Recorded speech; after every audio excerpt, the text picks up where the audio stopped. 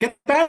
Muy buenas noches, tengan todos ustedes donde quiera que se encuentren, un placer, un privilegio saludarles esta noche. Espero que me esté yo escuchando y viendo bien. He tenido unos problemitas de señal, entonces si me pueden poner un uno en el chat, por favor, si me están viendo y escuchando correctamente, por favor, si son tan amables. Buenas noches a todas y todos, bienvenidos a esta presentación de los miércoles de salud de la compañía Vital Health. Este es un ejercicio que hacemos todos los miércoles. Muchas gracias a todos quienes están colocando ahí su número. Es una presentación que hacemos todos los días miércoles con mis compañeros miembros del Consejo Médico. Así que aproveche para llamar a sus invitados, aproveche para llamar a todo su equipo para decirles que se conecten, porque hoy vamos a hablar de un tema, espectacular, un tema que me han pedido mucho. Hay muchas reacciones con respecto también a estos nuevos productos que hemos sacado en relación a este tema. Y yo he querido presentar este tema de una manera rápida, sencilla, digerible para toda la compañía Vital Health, sobre todo para nuestras fórmulas que están teniendo un éxito tremendo. Entonces, si ustedes me permiten, yo voy a compartir la pantalla y al momento que la estoy compartiendo también voy a estar saludando a todas las personas que en este momento ya nos pusieron aquí de dónde se encuentran, gente de Guadalajara, de California, de Las Vegas, de Monterrey, de Iowa, también desde Oaxaca Centro, paisanos, bienvenidos. También, a ver, aquí déjenme ubicar aquí desde dónde nos están saludando. Pues de todos los lugares donde ustedes se encuentren, sean bienvenidos, ¿eh? Bienvenidas. Y desde Red Oak, Iowa, Zapotitlic, Jalisco, Pachuca, Hidalgo. Bueno, muy bien. Vamos a hablar hoy del día, de un tema, perdón, este día vamos a hablar de un tema que causa mucho revuelo porque son los trastornos del espectro autista. Y bueno, le digo saludos desde La Paz, de Orem, Utah. Ok, muy bien, pues a todos bienvenidos. Vamos a continuar. Este tema, este tema particularmente tiene una relevancia porque cada día, cada día están aumentando los casos de personas que tienen esta condición que es trastorno del espectro autista. Y bueno, pues antes de comenzar, quiero decirles que la presente es una charla 100% educativa. Su contenido es accesible en publicaciones, libros, internet y otros medios de alcance público. Y con ello no queremos en momento alguno diagnosticar, prevenir o tratar enfermedades o condiciones exclusivas del arte y ejercicio de la medicina. Así que esta es una charla exclusiva para la fuerza de ventas de la compañía Vital Health. Bueno, dicho lo anterior, estos son los puntos que vamos a revisar hoy. Vamos a ver la definición, los antecedentes, el espectro autista en cifras, el tema del diagnóstico, el tratamiento y cuáles son las alternativas que las diferentes medicinas complementarias tienen para este padecimiento, pero especialmente qué es lo que usted puede recomendar como distribuidor de la compañía Vital Health. Así que bueno, ¿qué es la definición de eso que se conoce como trastornos del espectro autista? Déjenme ver, no sé qué dice aquí, pero listo, ya está. Bueno, son todas las discapacidades del desarrollo causadas por diferencias en el cerebro.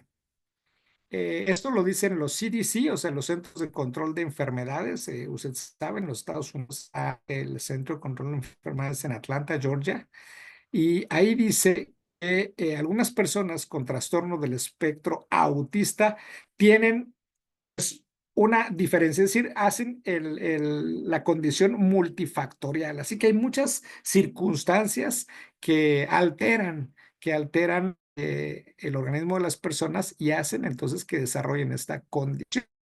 Pero lo grave es que ahí dice que no se conocen las causas y como siempre, pues lo atribuyen a una condición genética. Normalmente, pues la medicina clínica cuando no se explica el resultado de una condición, o bien dice que es autoinmune, o bien dice que es de origen genético, y párale de contar. Los institutos nacionales de salud dicen que en sí es una desorganización de origen multifactorial, como le dije hace un momento, en el cual pues intervienen la alimentación, el estilo de vida, la genética, alguna condición o alguna condición incluso congénita, ¿no? Y el desarrollo, dicen los institutos nacionales de salud, radica en los primeros años de vida. Así que es en los primeros años de vida cuando se diagnostica principalmente el autismo. A ver, déjeme ver aquí el panel porque cambió la organización de la plataforma de Zoom y entonces me están saliendo aquí unas ventanitas, pero bueno, ya. Ahora, ¿qué dice la Asociación Psiquiátrica Americana? Hay unos criterios diagnósticos. Quiero decirle que los psiquiatras a nivel mundial que se rigen por los estándares de la APA, o sea, la American Psychiatric Association, o la Asociación Psiquiátrica Americana, tienen un manual que le llaman Manual de Diagnóstico y Estadística y se llama DSM. Es como, digamos, el, el, bueno, pues es como el instructivo y sobre todo el,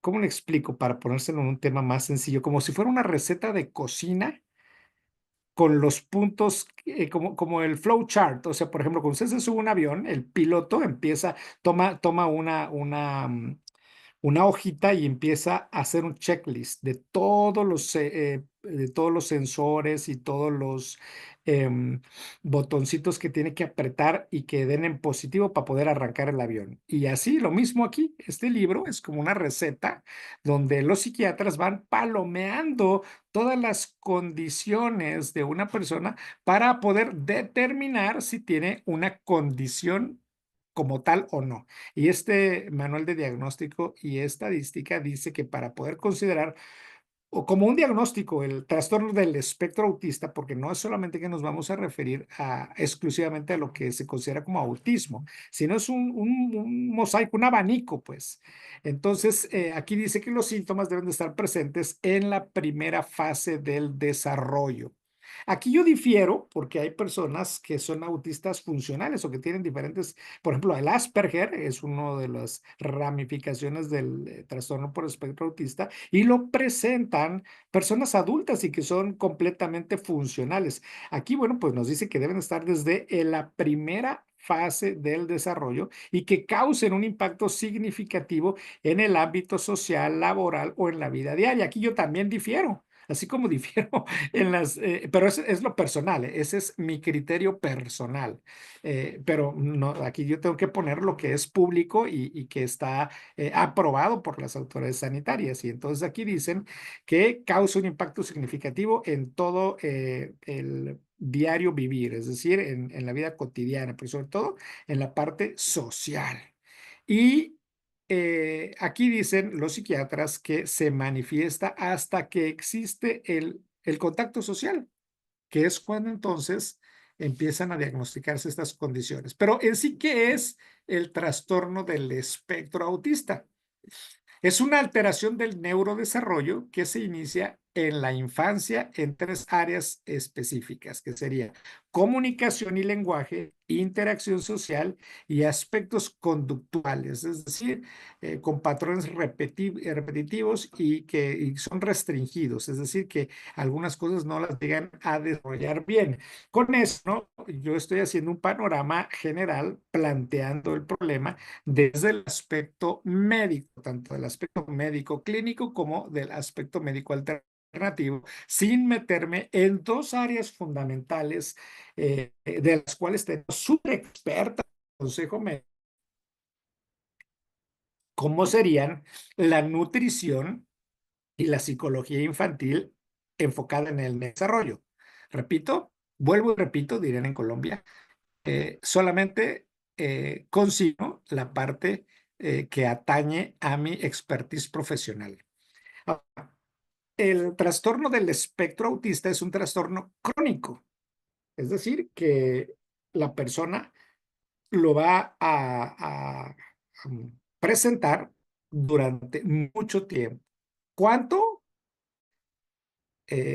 Las estadísticas de salud nos dicen que no desaparece a lo largo de la vida, pero se puede controlar. Y yo me atrevería a decir, en algunos casos, repito, como experiencia profesional, que pudiera haber incluso alguna remisión, pero esa es mi opinión profesional. Desde luego que lo que hagamos va a influir de muy importante en la calidad de vida de todas las personas. Exactamente, aquí ya me dijo David, el checklist y las cartas de navegación, exacto. Bueno, vamos a ver los antecedentes, ¿no? En 1911, un señor que se llamó Emilio Bleuler, en Francia, estudió diferentes casos, sustituyendo algunos términos. Por ejemplo, había un término muy común que incluso todavía en años 60, 50 y principios de los 60 todavía se manejaba. Yo me recuerdo eh, haber visto ese término en los libros, no recuerdo si de mi papá o de mi abuelo, pero en alguno de esos libros que tenían esa edición de los años 50 o quizás 60, tenía eso, hebefrenia, y se conoció como demencia precoz. Entonces, esto era para definir una serie de trastornos relacionados con enfermedades psicóticas, pero sobre todo conductuales en niños y jóvenes.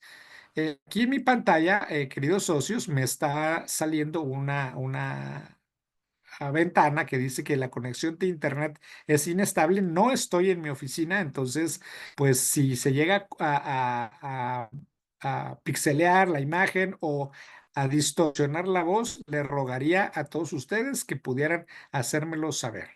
Entonces, en 1943, Leo Kanner, el doctor Leo Kanner, se considera padre del autismo, observó características especiales en niños y en niñas y también en adolescentes que no coincidían con trastornos conocidos en aquella época. ¿Cuáles eran los trastornos que en ese momento predominaban?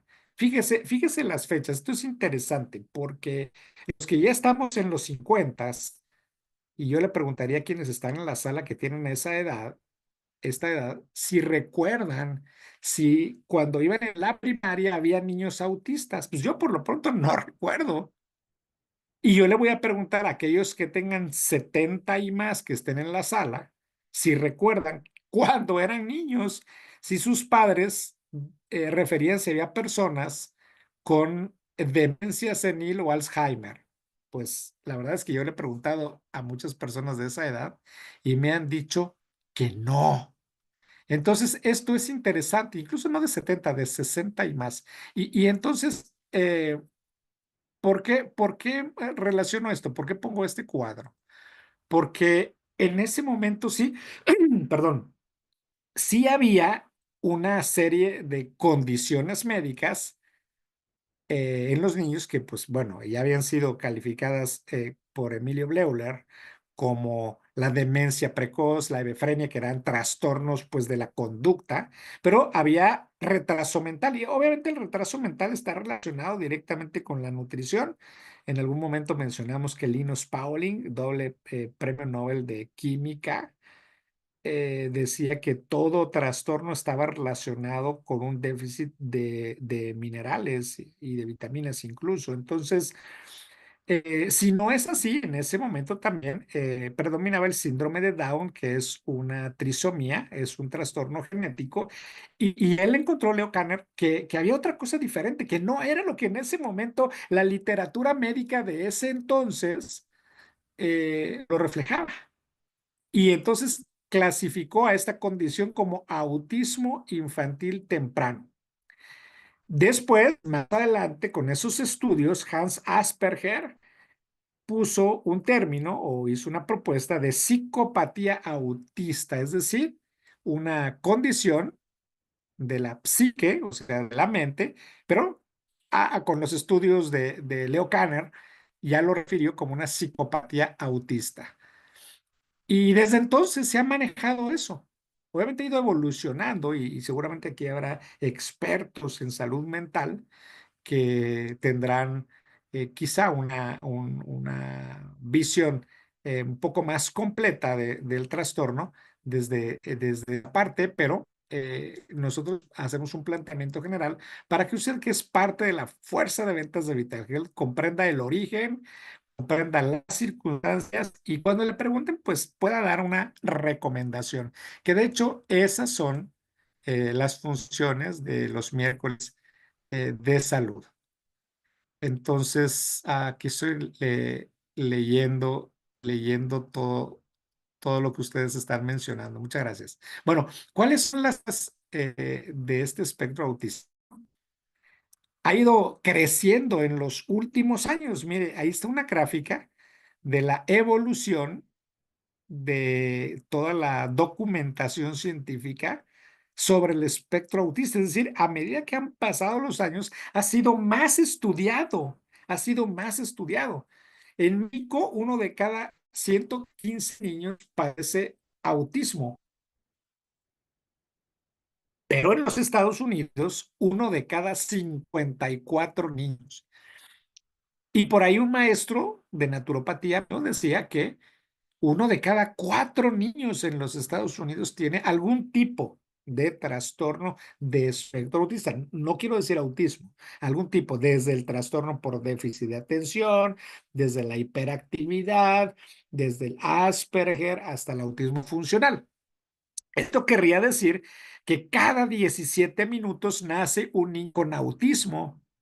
Así que se diagnostican al año más niños con autismo que con cáncer, diabetes o síndromes de inmunodeficiencia, todos juntos. Es decir, hay una sobreproducción de personas, de niños, de jovencitos que son diagnosticados con eso. Entonces, si usted es crítica o crítico en su pensamiento, por supuesto, María Piloni, así es, de manera muy importante. Entonces, si usted es crítico con lo que usted observa y es observador, se detiene a observar, pues se dará cuenta que hay algo que está surgiendo en el mundo moderno que está provocando que muchos niños tengan esta condición.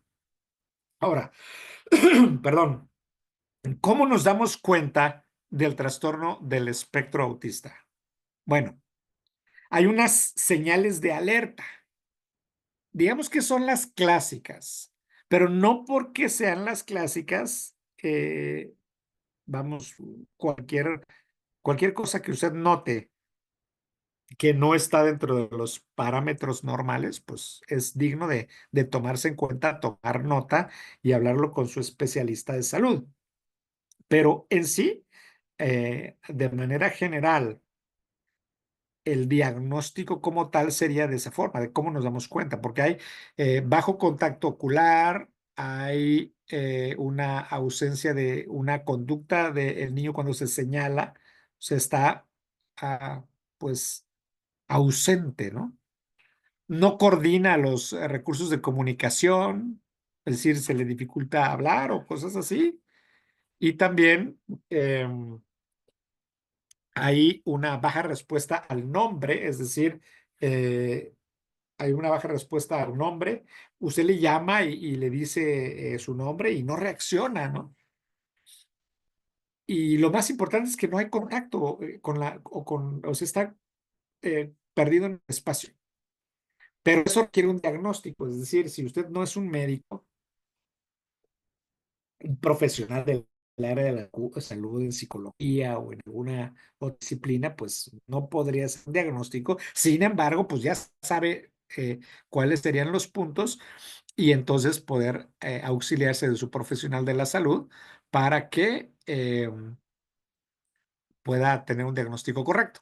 Entonces, aquí otra vez volvemos al DSM 2013 y son las características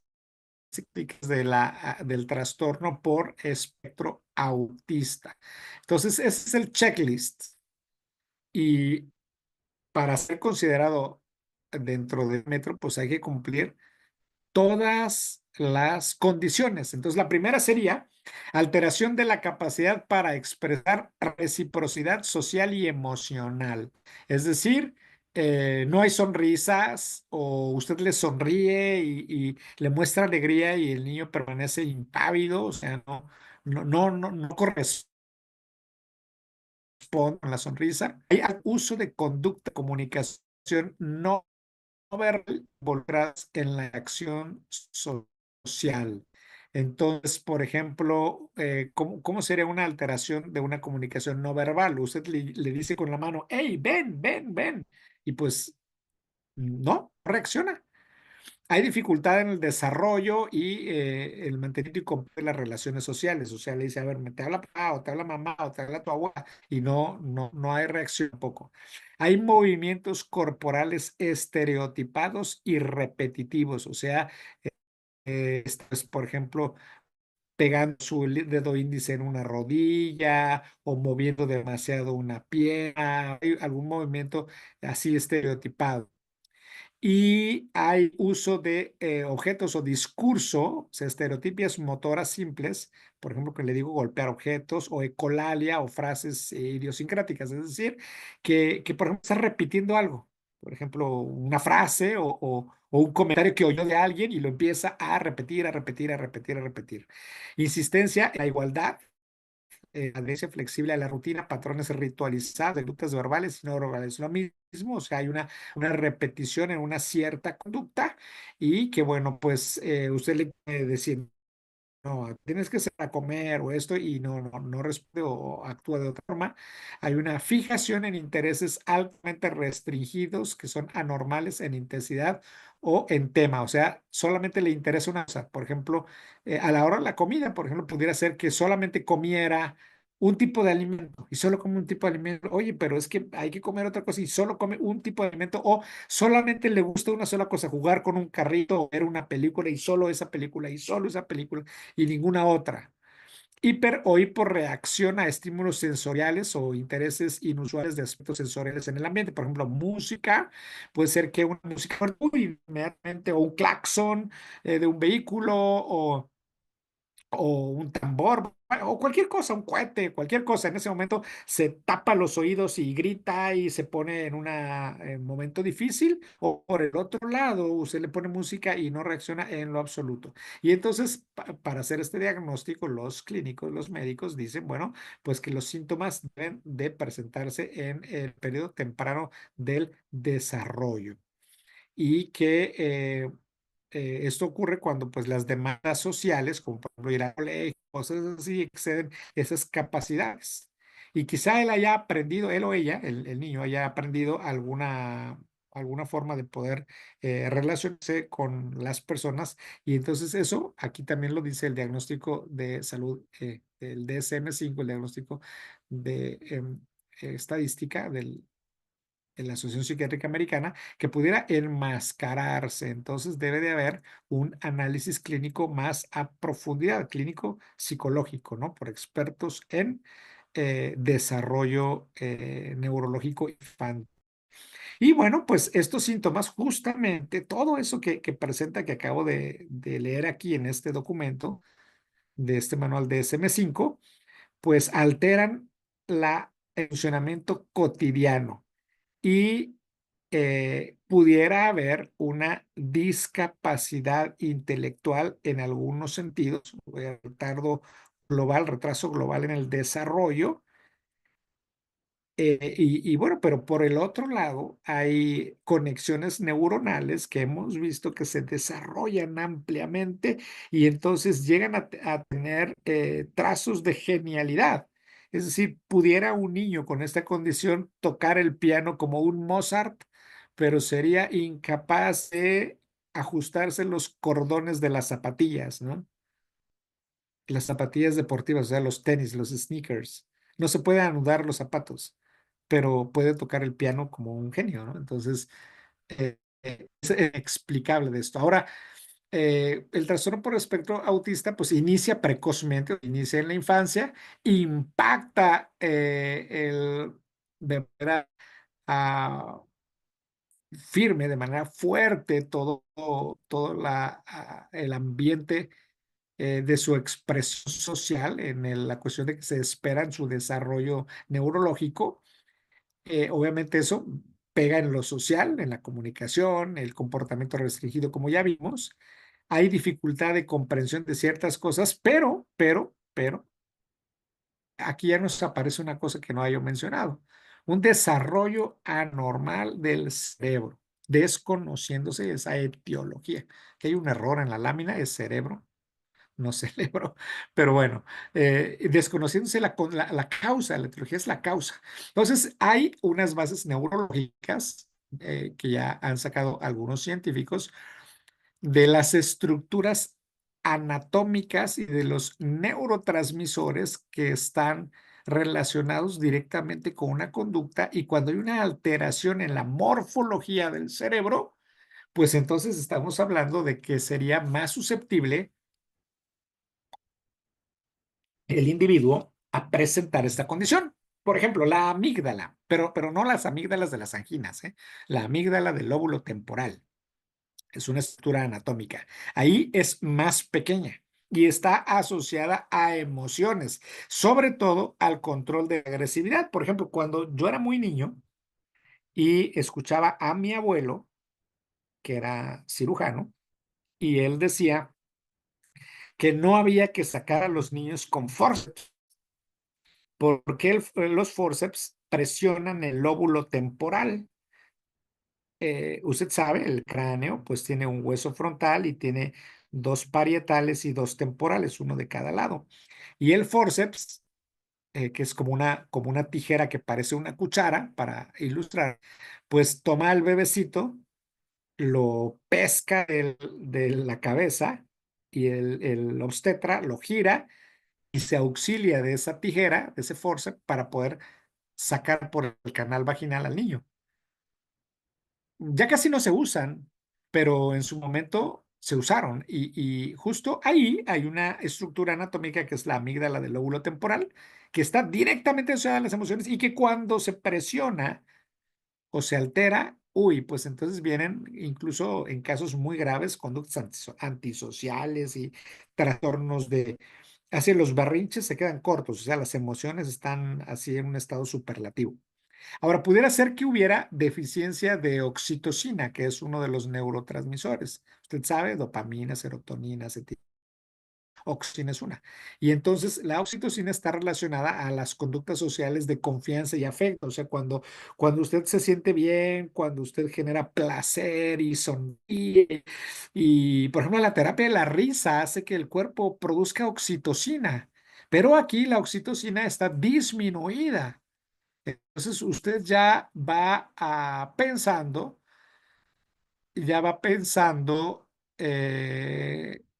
aquí estoy leyendo todo lo que están poniendo, pero ahorita lo voy a leer al final.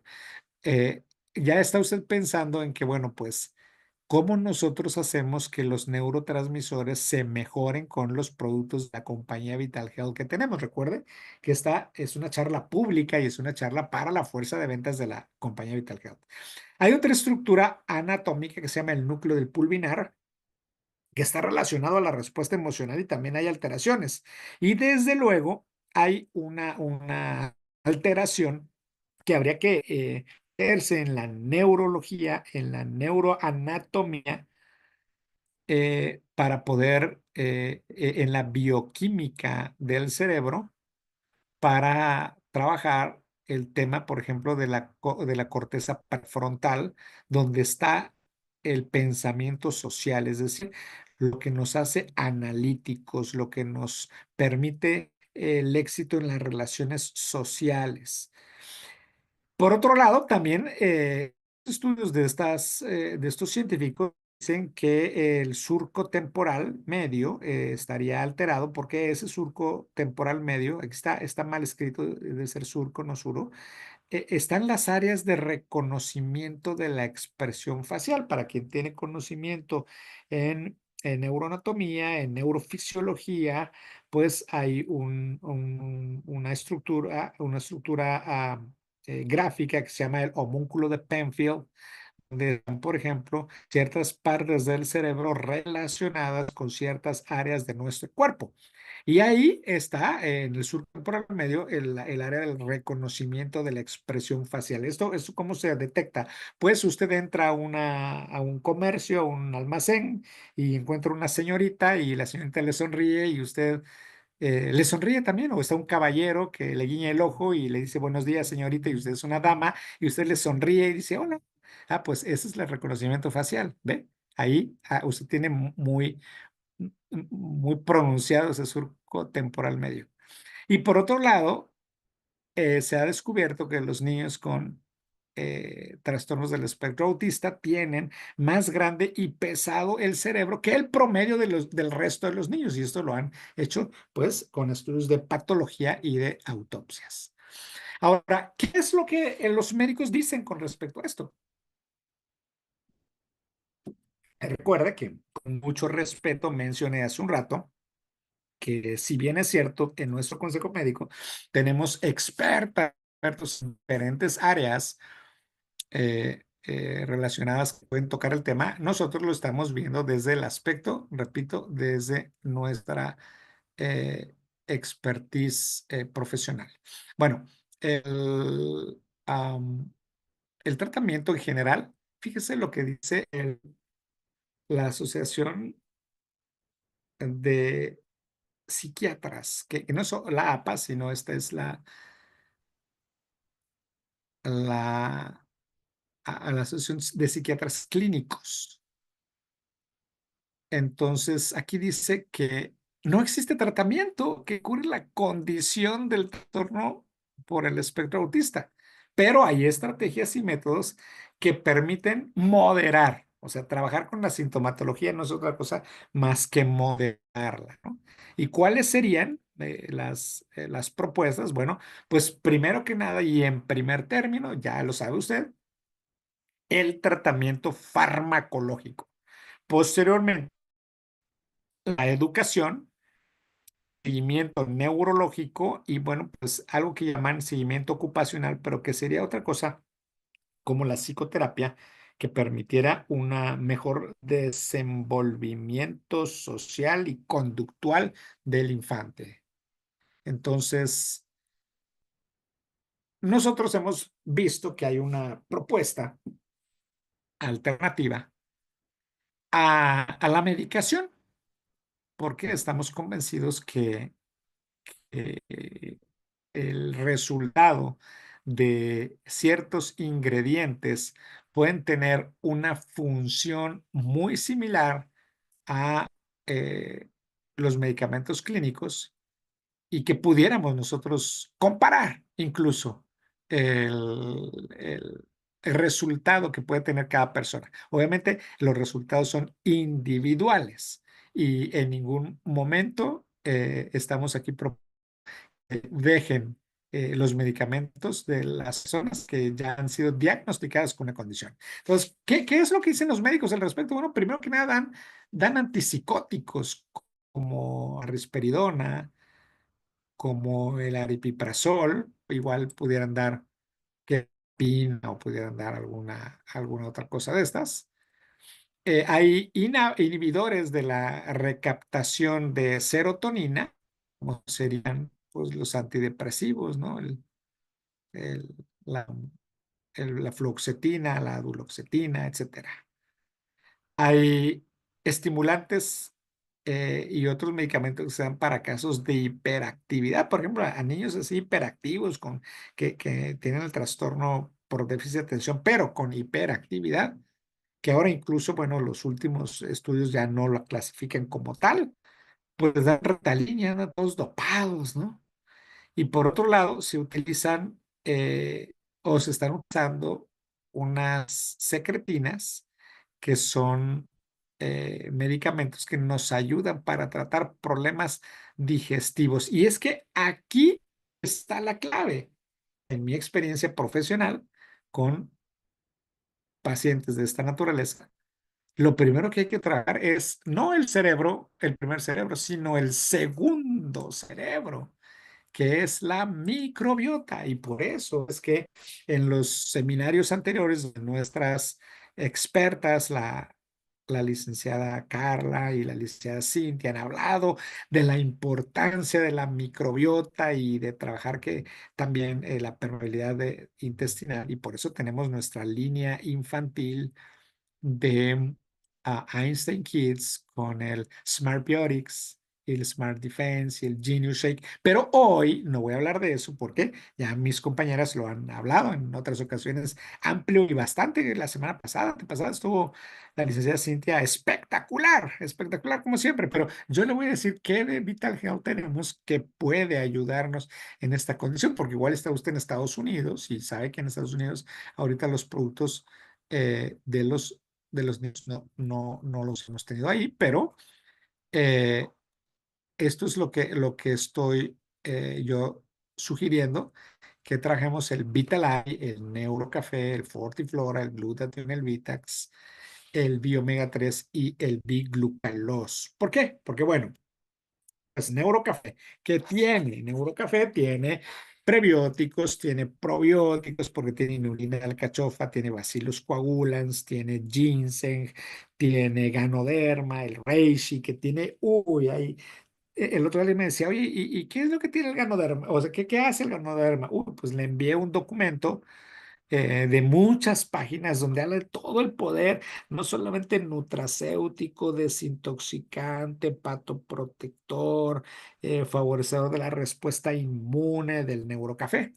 Por otro lado, lo más importante que necesitamos es nutrir ese cerebro. Necesitamos nutrirlo con omega 3 con ácidos grasos esenciales de salmón salvaje con astaxantina y tocotrienoles. Y esto es importantísimo porque el omega 3 no solamente es antiinflamatorio, no solamente es cardioprotector, sino que de manera muy importante va a nutrir el cerebro. Y muchos de esos padecimientos son por la desnutrición de la madre y la desnutrición del niño.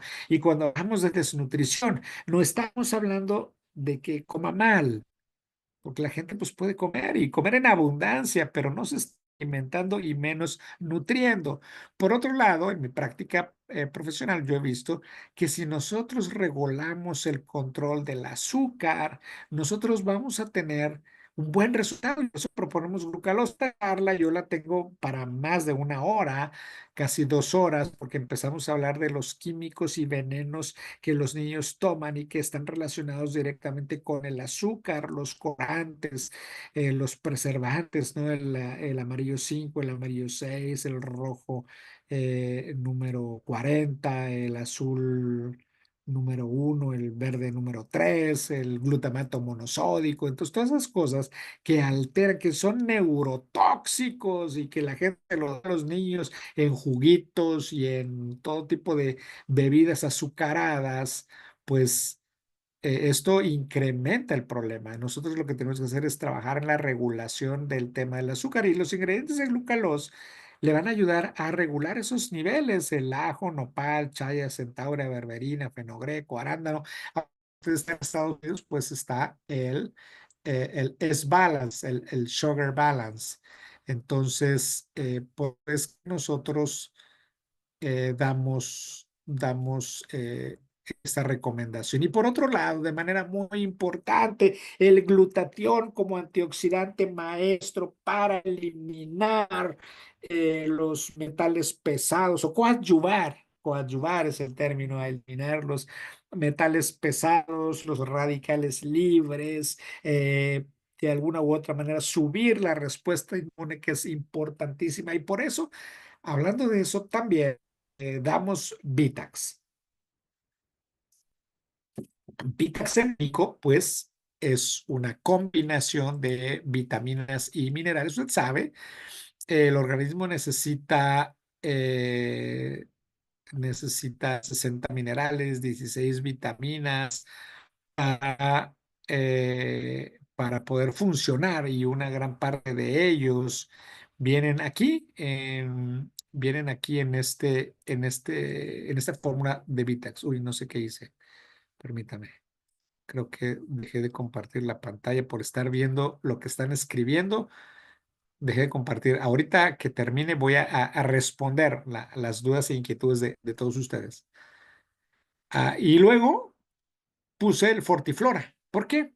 Porque nosotros tenemos que empezar a trabajar. El segundo cerebro no solamente lo vamos a trabajar con los probióticos, con Neurocafé, sino que vamos a trabajar, a abonar el terreno. Ese es el término exacto.